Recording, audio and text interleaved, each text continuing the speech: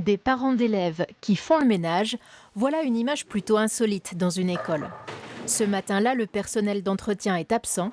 Alors sans hésiter, plusieurs mamans se sont proposées pour nettoyer les espaces communs, la cantine, le hall et les sanitaires. Une implication très concrète pour les familles, qui n'est pas rare dans l'établissement. Je suis toujours disponible parce que là, je dois commencer au travail à 10h, mais je suis venue donner un coup de main vite fait et puis je commence à 10h. Mon fils, la semaine dernière, il était content de voir que les tables étaient nettoyées, que c'était propre, ça sentait bon. Il disait fièrement que c'est sa maman qui a participé parce que j'étais pas seule. Mais oui, il est content.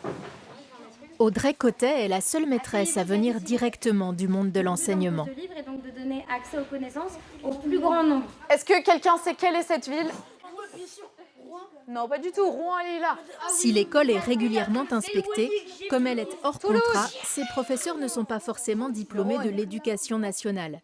Auparavant éducatrices spécialisées, commerçantes, avocates ou infirmières, toutes se sont formées en interne à la pédagogie d'Espérance banlieue. Les 2 jours là se sont bien déroulés. Je note quand même une agitation un petit peu particulière. 2 fois par semaine, un rendez-vous important clôture la journée, les avis. Chaque enseignante dresse un bilan collectif de sa classe et félicite les plus méritants. Et je vous dis, Fourade, bravo, bravo. Tous les efforts que vous déployez depuis le début. Oui, bien mérité. Les 6. Bravo. Le fait d'avoir un peu cette communauté de vie avec nos élèves, je trouve que c'est extrêmement enrichissant et gratifiant. J'espère pour les élèves et en tout cas pour nous enseignants, ça l'est. Le 7. 47 bénévoles complètent l'équipe d'encadrement. Des retraités pour la plupart, venus de tous horizons professionnels. Chaque jour, ils donnent de leur temps pour jouer avec les enfants aux récréations et aussi pour les aider à faire leurs devoirs après la classe.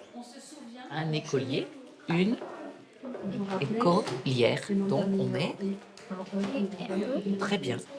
On vient aider les enfants parce que ils en ont besoin, parce que quelquefois à la maison c'est pas très facile, parce que certains ont eu une autre culture, ont eu peut-être des choses difficiles dans leur famille. Et puis nous avons déjà des jeunes qui sont entrés en 6e, 5e et nous voyons le bénéfice.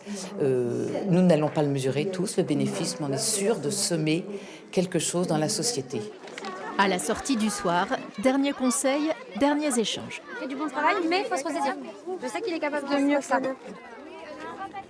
Tous les encadrants, les bénévoles, tout le monde fait tout pour que les enfants soient bien, qu'ils soient contents de venir. C'est très important parce que moi, mon fils, il allait avec la boule au ventre avant. Avant, on était nombreux, la maîtresse elle devait s'occuper de toute une classe. On était 35 au tout départ et ça change beaucoup. Apprendre la vie en collectivité, cela passe aussi par les sorties scolaires, moment toujours très attendu. C'est fini pour la suite. C'est fini pour aujourd'hui. À demain pour la suite.